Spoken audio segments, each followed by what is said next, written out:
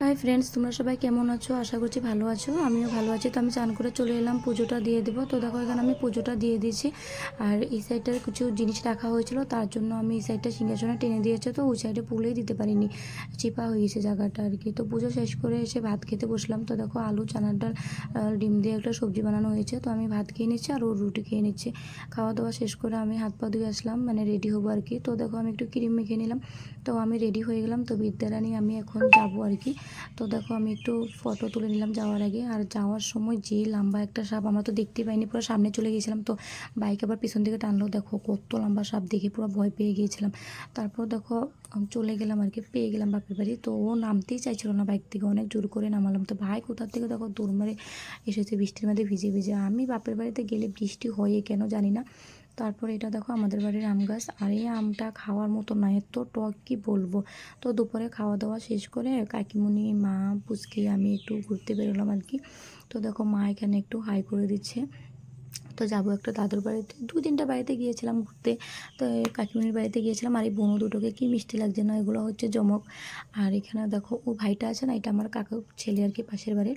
তো ও 1 সপ্তাহ আগে হয়েছে, আমাদের বিদ্যারানী 1 সপ্তাহ পর হয়েছে। দেখতে পুরো অনেকটাই সেম সেম লাগছে না, দেখে কি ভালো লাগছে। তারপর আমি বাড়ি চলে এসেছি, রেডি সেডি হয়ে গেছিলাম। আর ও গেলো আনতে আর কি। তো ওরপর আমি বাড়ি এসে একটু ভিডিও করে নিলাম। আর আসার পর আমি যখন বাথরুমে যাচ্ছিলাম তখন দেখি এই সাপটা, আমার জানি না আজকে কী হয়েছে। যখন বাড়ি যাচ্ছিলাম তখনও একটা সাপ দেখলাম, বাড়িতে শ্বশুর বাড়িতে এসে এখন আরও একটা সাপ। তারপর দেখো ও মাংস নিয়ে এসেছে বাজার থেকে। তো আমি এখন মাংসটা রান্না করে নিয়েছি। তো আমি বাপের বাড়িতে কেন গেলাম, তো আমার বাবার শরীরটা বেশি ভালো ছিল না। তার জন্য বললো আস একটু ঘুরেও যাবে, দেখেও যাবে, আর পুস্তিকে দেখবে বলছিল বাবু। তো বাবু তো আসতে পারবে না, আমার মানে শরীরটা ভালো ছিল না, তার জন্য আমি গেলাম আর কি। তারপর এখানে তো কষা মাংস নিয়ে নিয়েছি সবার জন্য। তো এরপর এখানে চানা ডালের সবজি, কচু শাক ছিল, আর এখানে মাংস। তো সবার জন্য আমি ভাত বেড়ে নিয়েছি, এখন সবাই মিলে ভাত খেয়ে নেব। খাওয়া দাওয়া শেষ করে দেখো রুমে গেলাম। তারপরে দেখো মা বিদ্যারানীকে নিয়ে খেলু খেলু করছে। আর আমাদের বিদ্যারানী আমারগুলো আসতেই চাইছিল না, আমি যদি এদিকে টানছিস ও সেদিকে তাকাচ্ছে।